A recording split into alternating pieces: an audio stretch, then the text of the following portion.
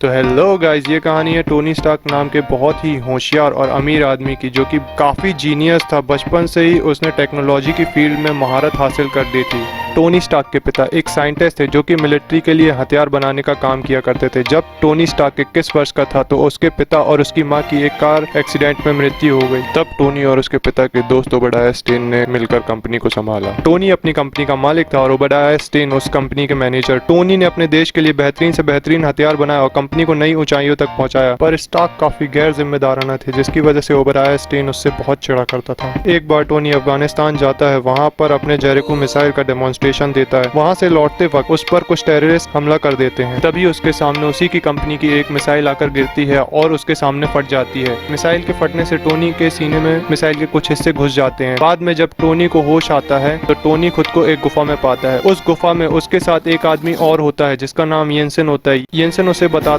है कि उसने उसके सीने से बॉम्ब के कुछ हिस्से निकाले हैं, पर वो सारे टुकड़े नहीं निकाल सका क्योंकि कुछ टुकड़े दिल के काफी नजदीक थे। इसलिए येंसेन ने उसके सीने में एक इलेक्ट्रोमैग्नेट लगा दिया है ताकि बॉम्ब के टुकड़े उसके दिल की तरफ ना बढ़े। ये इलेक्ट्रोमैग्नेट एक कार की बैटरी से चलता था। तभी येंसेन टोनी को बताता है कि दोनों आतंकवादियों की कैद में है और वो आतंकवादी टोनी स्टार्क से बोलते हैं कि अगर वो उन्हें जेरिको मिसाइल बनाकर दे देता है तो वो उसे छोड़ देंगे। पर टोनी जानता था कि वो ऐसा नहीं करने वाले, वह आखिर में उसको मार देंगे। इसलिए मिसाइल बनाने के बहाने वो वहाँ से निकलने के जुगाड़ में लग जाता है। उन आतंकवादियों के पास स्टार्क इंडस्ट्री के सारे हथियार मौजूद थे, जिसकी जानकारी टोनी स्टार्क को बिल्कुल भी नहीं थी। टोनी ने उन हथियारों का इस्तेमाल करके एक आर्क रिएक्टर बनाया। आर्क रिएक्टर एक ऐसा डिवाइस है जो कि इलेक्ट्रिसिटी प्रोड्यूस करता है, जिसका आविष्कार टोनी स्टार्क के पिता हावर्ड स्टार्क ने किया था। हावर्ड ने एक बड़ा आर्क रिएक्टर बनाया था जिससे कंपनी को पावर दी जाती है। टोनी ने उसी डिजाइन को काफी छोटे लेवल पर बनाया था ताकि वह उसके सीने में फिट हो सके, जिससे कि वह कार बैटरी से छुटकारा पा सके।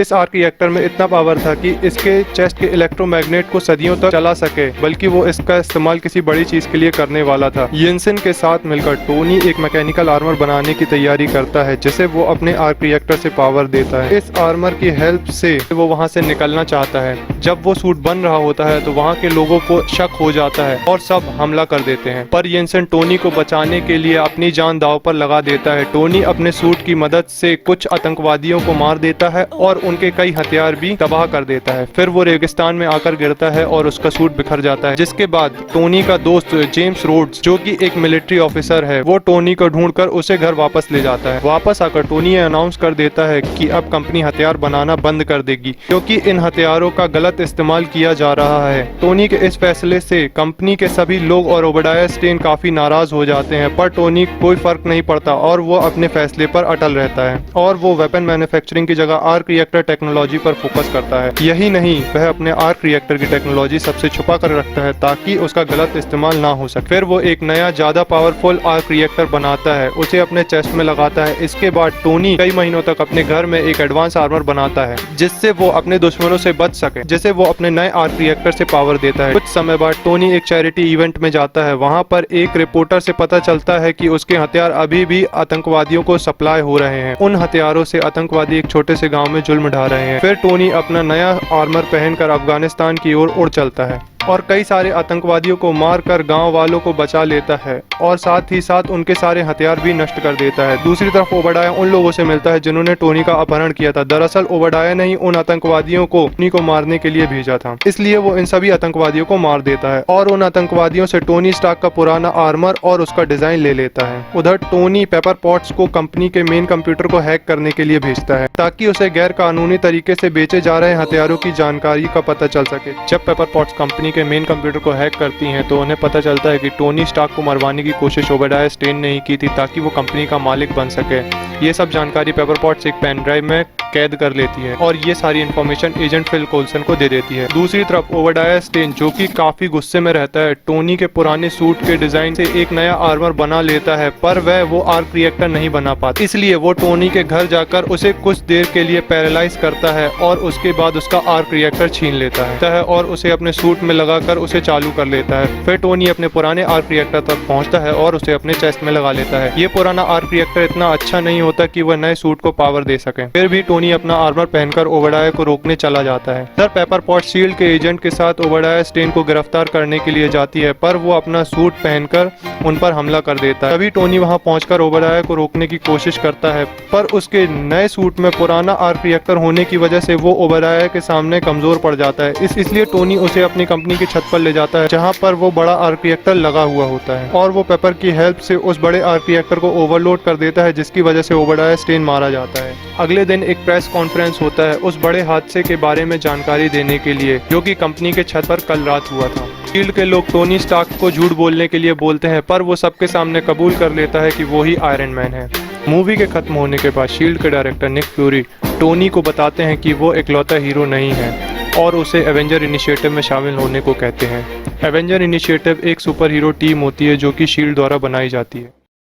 कहानी की शुरुआत में हमें दिखाया जाता है टोनी स्टार्क को, जो कि मीडिया के सामने ये मान लेता है कि वही आयरन मैन है। वहीं दूसरी तरफ रशिया में ये न्यूज़ देखते हुए एक बूढ़ा आदमी मर जाता है।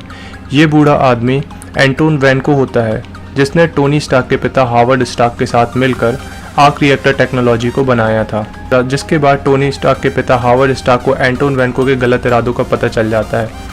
वो ये टेक्नोलॉजी ब्लैक मार्केट में बेचना चाहता था, जिसके बाद हावर्ड स्टार्क उसको पुलिस के हवाले कर देते हैं, जिसकी वजह से उसकी सारी जिंदगी शराब पी कर गुजर जाती है। ये सब देखकर एंटोन वैनको का बेटा स्टार्क फैमिली को इस सब का जिम्मेदार मानता है, जिसके बाद वो एक मिनी आर्क रिएक्टर बनाने में लग जाता है। फिर हमें दिखाया जाता है 6 महीने बाद का सीन, जिसमें टोनी स्टार्क अपने पिता की लेगेसी को आगे बढ़ाते हुए स्टार्क एक्सपो की शुरुआत न्यूयॉर्क में करता है।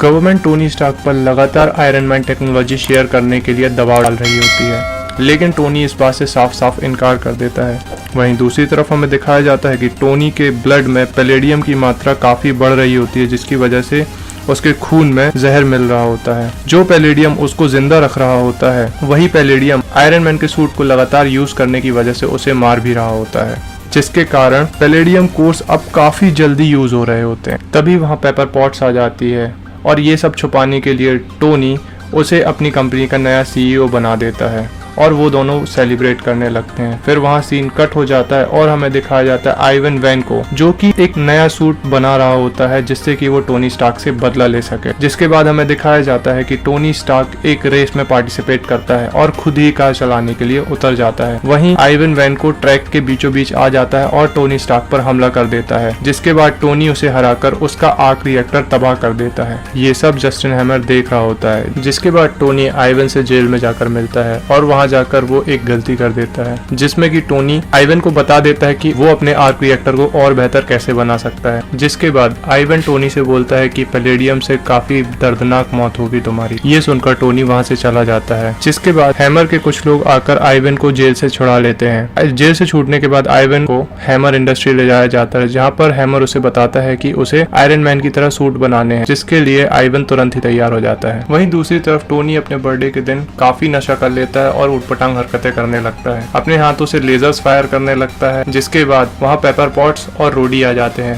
रोडी ये सब तमाशा देखकर काफी गुस्से में आ जाता है और जिसके बाद वो टोनी का एक आर्मर पहनकर ऊपर आ जाता है। जिसके बाद दोनों में काफी घमासान लड़ाई होती है और रोडी टोनी का सूट लेकर मिलिट्री बेस निकल जाता है। मिलिट्री बेस पहुंचते ही रोडी का कैप्टन उससे बोलता है कि जस्टिन हैमर को बुलाओ और इस सूट में अपग्रेड्स कराओ। जिसके बाद रोडी सूट का आर्क रिएक्टर निकाल लेता है ताकि ये टेक्नोलॉजी किसी और के हाथ में ना पड़े। वहीं दूसरी तरफ जस्टिन हैमर अपने सारे हथियार रोडी को दिखाता और रोडी उन सारे हथियार को उस आर्मर में लगाने के लिए कह देता है। जिसके बाद हमें दिखाया जाता है कि टोनी स्टार्क काफी मजे से बर्गर खा रहा होता है और वहीं शील्ड के डायरेक्टर निक फ्यूरी आ जाते हैं और उन दोनों के बीच में काफी बातचीत होती है, जिसमें निक फ्यूरी टोनी स्टार्क से बोलते हैं तुम्हें अपनी लाइफ इस तरीके से वेस्ट नहीं करनी चाहिए। तुम्हारे पिता हावर्ड स्टार्क शील्ड के फाउंडिंग मेंबर में से एक थे। और फिर उसे नताशा, जिसका नाम ब्लैक विडो होता है, उससे भी मिलवाते हैं, जो कि एक स्पाई होती है। तभी नताशा टोनी को एक इंजेक्शन लगाती है जिससे पैलेडियम कोर का असर कुछ देर के लिए कम हो जाता है। जिसके बाद निक फ्यूरी टोनी से बताते हैं कि तुम्हें इसका कोई परमानेंट इलाज ढूंढना होगा और उसे उसके जरूरत के सामान के साथ उसके डैड की पुरानी चीजें भी उसे दे देते हैं, जिसके बाद टोनी काम पर लग जाता है। टोनी अपने डैड की रिकॉर्डिंग्स और उनकी नोट्स देखने लगता है, जिसमें टोनी के डैड उसे बताते हैं कि मैं एक नया एलिमेंट खोजने वाला था, लेकिन करंट टेक्नोलॉजी में मैं ऐसा नहीं कर सकता, इसलिए उन्होंने उसे एक मिनिएचर डिजाइन में छुपा कर रखा है, जिसे टोनी देखकर समझ जाता है। टोनी उसे लेने के लिए अपनी कंपनी में जाता है और वहां से उसे अपनी गाड़ी में रखकर ले आता है, जिसके बाद वो उस मिनिएचर का एक होलोग्राम बनाता है और उसमें नए एलिमेंट को खोजने लगता है। कुछ ही देर बाद टोनी उस एलिमेंट को ढूंढ लेता है और फिर हार्डवेयर मोड में आ जाता है, जिसके बाद वो अपने घर की दीवारों में छेद करने लगता है और अपने फ्लोर को तोड़ने लगता है ताकि वो नए एलिमेंट को बना। कुछ ही देर में हमें दिखाया जाता है कि टोनी ने सक्सेसफुली उस एलिमेंट को बना लिया है जो कि पैलेडियम की जगह ले सकता है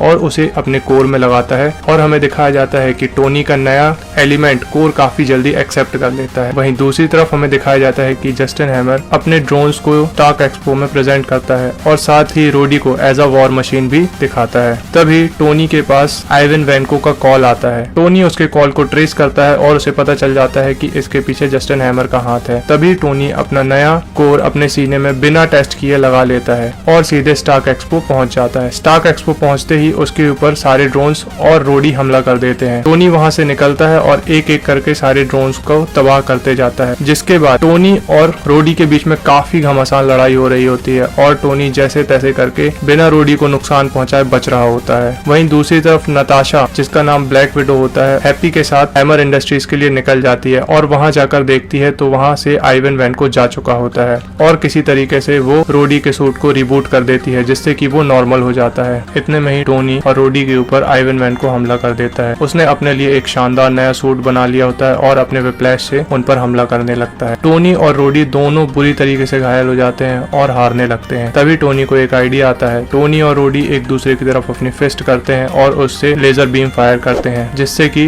एक बड़ा धमाका होता है और आइवन वैनको हार जाता है। आइवन वैनको अपनी हार को बर्दाश्त नहीं कर पाता, तभी वो अपना लास्ट पत्ता खेलता है, जिसमें वो अपने साथ साथ सारे ड्रोन्स को तबाह कर देता है। लेकिन उसकी ये चाल भी कामयाब नहीं होती। टोनी खुद के साथ साथ पेपर को भी उन ड्रोन से दूर ले आता है, जिसके बाद कहानी खत्म हो जाती है। तो कहानी की शुरुआत में हमें टोनी स्टार्क को दिखाया जाता है, जो कि न्यूयॉर्क में एक पार्टी के दौरान बायोलॉजिकल साइंटिस्ट से मिलते हैं, जिसका नाम माया होता है, जिसने एक्सट्रीमस नाम की टेक्नोलॉजी को इन्वेंट किया होता है। एक्सट्रीमस एक रीजनरेटिव टेक्नोलॉजी होती है। एक्सट्रीमस की मदद से कोई भी लिविंग ऑर्गेनिज्म अपने आप को पूरे तरीके से रीजनरेट कर सकता है। तभी हमें दिखाया जाता है एक डिसेबल्ड साइंटिस्ट जिसका नाम किलियन होता है, टोनी स्टार्क से मिलने के लिए वो लिफ्ट में घुस जाता है और अपने आइडिया और अपनी कंपनी के बारे में बताता है, जिसका नाम होता है एम्स। लेकिन टोनी उसकी कंपनी के हेल्प करने की वजह उसे साफ साफ इनकार कर देता है। जिसके बाद कहानी प्रेजेंट में आती है और हमें दिखाया जाता है कि टोनी स्टार्क अब न्यूयॉर्क में हुए एलियन इन्वेजन को रोकने के बाद पैनिक अटैक से जूझ रहे होते हैं, जिसमें कि उन्हें काफी घबराहट हो और वो कई दिनों तक सो भी नहीं पाते, जिसके चलते वो अपने नए प्रोजेक्ट आयरन लीजन पर काम कर रहे होते हैं। पेपर टोनी को संभालने की काफी कोशिश करती है, लेकिन जब वो दोनों साथ में सो रहे होते हैं तभी टोनी को पैनिक अटैक होता है और सपने में ही वो अपने आयरन मैन सूट से उन्हें बचाने का ऑर्डर दे देते हैं, जिसके दौरान उनका सूट पेपर पर हमला कर देता है, जिससे कि पेपर काफी घबरा जाती है और वहां से चली जाती है। फिर हमें दिखाया जाता है कि अमेरिका में काफी टेररिस्ट अटैक्स हो रहे हैं, जिसके पीछे द 10 रिंग्स के लीडर द मैंड्रिन का हाथ होता है। वहीं सीन कट होता है और हमें दिखाया जाता है डॉक्टर किलियन, जो कि अब पहले से काफी अट्रैक्टिव दिखने लगे हैं और पूरी तरीके से रिकवर हो चुके हैं। पेपर पॉट से उसकी कंपनी में मिलने आते हैं और उसे अपने टेक्नोलॉजी एक्सट्रीमस के बारे में बताते हैं, लेकिन पेपर इसमें इन्वेस्ट करने से साफ इनकार कर देती है, जिसके बाद किलियन वहां से गुस्सा होकर चला जाता है। किलियन और उसके गार्ड के वहां से निकलते वक्त हैप्पी उनकी गाड़ी का नंबर नोट कर लेता है और उनका पीछा करता है। पीछा करने के दौरान हैप्पी को कुछ अजीबोगरीब देखने मिलता है, जहां पर एक आदमी किसी सब्सटेंस को इनहेल करता है और वहां पर एक बहुत बड़ा धमाका हो जाता है, जिसमें हैप्पी काफी बुरी तरीके से जख्मी हो जाता है। ये सब देखकर टोनी को काफी गुस्सा आ जाता है और वो मीडिया के जरिए मैंडरिन को सीधा चैलेंज कर देता है। माया टोनी से मिलने के लिए उसके घर आती है कि तभी उन तीनों पर मैंडरिन के हेलीकॉप्टर हमला कर देते हैं। हमला होते ही टोनी अपना सूट पेपर को दे देता है, जिससे कि पेपर और माया सेफली बाहर निकल जाते हैं। जिसके बाद टोनी अपने सूट को वापस पहन लेता है, वहां पर एक एक कर हेलीकॉप्टर्स को डिस्ट्रॉय करने लगता है। तीनों हेलीकॉप्टर को डिस्ट्रॉय करने के पहले ही टोनी वहां पर फंस जाता है और पानी के अंदर चला जाता है, जिसके बाद जार्विस उसे वहां से बाहर निकालता है। जार्विस सीधा टोनी को उसी जगह पर ले जाता है जहां पर मैंडरिन का पहला धमाका हुआ था। जार्विस ऐसा इसलिए करता है कि टोनी की रिसेंट रिसर्च के हिसाब से, इसलिए जार्विस उसे डायरेक्टली यहीं ले आता है। जार्विस टोनी को सूट से इजेक्ट करता है और शट डाउन हो जाता है, जिसके बाद टोनी सूट को घसीटता हुआ एक घर के अंदर जाता है। वहाँ उसे एक बच्चा मिलता है, वो बच्चा टोनी की काफी हेल्प करता है, जिसके बाद टोनी अपने सूट को सुधारने के लिए और कुछ नए हथियार बनाने के लिए शॉपिंग करता है। दुनिया में यह खबर फैल चुकी होती है कि टोनी स्टार्क मारा जा चुका है, लेकिन वहाँ पेपर पॉट्स को टोनी के आयरन मैन का हेलमेट लगाते ही एक मैसेज आता है, जो कि टोनी स्टार्क ने एक फोन बूथ से भेजा होता है, जिसमें टोनी बताता है कि वो अभी जिंदा है। टोनी मैंडरिन से जुड़े हुए केस की छानबीन करने लगता है, जिसके बाद उसे काफी अजीबोगरीब चीजें देखने मिलती हैं कि तभी वहाँ पर मैंडरिन के लोग उस पर हमला कर देते हैं और टोनी अपना दिमाग यूज कर किसी तरीके से उन्हें हरा देता है कि तभी मैंडरिन का एक आदमी उसके ऊपर पूरा का पूरा वाटर टैंक गिरा देता है, जिसके बाद टोनी किसी तरीके से वहाँ से बचकर निकलता है। क्योंकि टोनी का सूट अभी खराब होता है, टोनी शॉप से लिए हुए सामान से कुछ नए तरीके के हथियार बनाता है और मैंडरिन को किसी तरीके से ढूंढ लेता है। जब टोनी मैंडरिन को पकड़ता है तो उसे समझ में आता है कि ये असली मैंडरिन नहीं है, ये तो सिर्फ एक एक्टर है। जिसके बाद हमें दिखाया जाता है कि किलियन किसी तरीके से टोनी को कैद कर लेता है और उसे बताता है कि उसने पेपर पॉट्स को भी कैद कर लिया है। उसने उसे किसी और फैसिलिटी में रखा होता है और उसे एक्सट्रीमस का डोज दे रहा होता है। किलियन चाहता था कि टोनी उसकी एक्सट्रीमस को और बेहतर बनाने में मदद कर सके ताकि वो एक्सट्रीमस पे कंट्रोल पा सके, लेकिन टोनी इस बार भी उसकी बात नहीं मानता और उसे मना कर देता है। जिसके बाद किलियन माया को गोली मारकर उसकी हत्या कर देता है। जिसके बाद किलियन किसी तरीके से आयरन पेट्रियट को भी पकड़ लेता है और उसके सूट पर कब्जा करने की कोशिश करने लगा है। तभी रोडी उस सूट से बाहर आता है और किलियन को एक जोरदार पंच मारता है, जिसके बाद किलियन अपने मुंह से आग छोड़ने लगता है और रोडी ये सब देखकर काफी डर जाता है। फिर हमें दिखाया जाता है कि टोनी अपने मार्क II सूट की मदद से उस कैद से निकलने में कामयाब होता है और किसी तरीके से टोनी और रोडी एक साथ हो जाते हैं, जिसके बाद वो एक बोट की मदद से वहां से निकल जाते हैं। जिसके बाद एल्ड्रिच आयरन पेट्रियट के अंदर घुस जाता है और रोडी की जगह एयरफोर्स 1 के अंदर चला जाता है। वहां जाकर वो सभी को मार देता है और प्रेसिडेंट का किडनैप कर लेता है। ये सब आयरन मैन देख रहा होता है। जिसके बाद वो अपने मार्क II सूट का इस्तेमाल करके उस प्लेन पर जा रहे सभी यात्रियों को बचा लेता है और किलियन के साथ ही एल्ड्रिच को टोनी मार देता है। जिसके बाद हमें दिखाया जाता है कि किलियन ने प्रेसिडेंट को कैद कर रखा है और वो उन्हें मारना चाहता है और इस सब का वो लाइव शो टीवी पर दिखाना भी चाहता है। तभी हमें दिखाया जाता है कि टोनी और रोडी उसकी सीक्रेट लोकेशन पर पहुंच चुके हैं। टोनी के प्लान के तहत रोडी प्रेसिडेंट को बचाएगा और टोनी पेपर को। जिसके बाद वो अपनी आयरन लीजन टीम को वहां पर बुला लेते, जिसमें हजारों की तादाद में आयरन मैन होते हैं, जो कि सारे के सारे जार्विस कंट्रोल कर रहा होता है। जिसके बाद किलियन और टोनी के बीच में काफी घमासान लड़ाई होती है। इसी बीच रोडी प्रेसिडेंट को बचाकर वहां से निकालने में कामयाब हो जाता है, क्योंकि प्रेसिडेंट के कैद होते ही वाइस प्रेसिडेंट के पास सारी ताकत आ जाती है। तो वाइस प्रेसिडेंट इस सब में कुछ नहीं कर रहा होता है, क्योंकि किलियन ने वाइस प्रेसिडेंट को ये प्रॉमिस किया होता है कि वो उसकी बच्ची को भी एक्सट्रीमस देगा ताकि वो अपने खोए हुए पैर को वापस पा सके। जिसके बाद टोनी और किलियन के बीच में काफी घमासान लड़ाई होती है। इसी बीच टोनी पेपर को बचाने की काफी कोशिश करता है, लेकिन उसमें नाकामयाब हो जाता है, क्योंकि किलियन ने पेपर के अंदर पहले ही एक्सट्रीमस डाला होता है। इस वजह से वो उस आग को भी सह जाती है और वो वहां पर बच जाती है। जिसके बाद टोनी अपना सूट किलियन को पहनाकर सेल्फ डिस्ट्रक्ट मोड पर डाल देता है और टोनी के हिसाब से इस धमाके से किलियन को मर जाना चाहिए, लेकिन ऐसा होता नहीं है। किलियन इस अटैक को भी सर्वाइव कर जाता है। तभी वहां पर एंट्री होती है पेपर की। पेपर किलियन पर जोरदार हमला करती है और टोनी के सूट को डिस्ट्रॉय कर उसका हाथ निकालकर खुद पहन लेती है। जिसके बाद वो किलियन पर हमला करती है और किलियन वहां पर मारा जाता है। जिसके बाद हमें दिखाया जाता है कि नकली मैंड्रिन और वाइस प्रेसिडेंट को पुलिस ने पकड़ लिया है और अपने वादे के अनुसार टोनी अपने सारे सूट्स को जार्विस की मदद से सेल्फ डिस्ट्रक्ट कर देता है और पेपर को क्रिसमस गिफ्ट देता है। जिसके बाद टोनी अपना ऑपरेशन कराकर अपने चेस्ट से वो सारे इलेक्ट्रोमैग्नेट भी निकलवा देता है और यहाँ पर कहानी खत्म हो जाती है।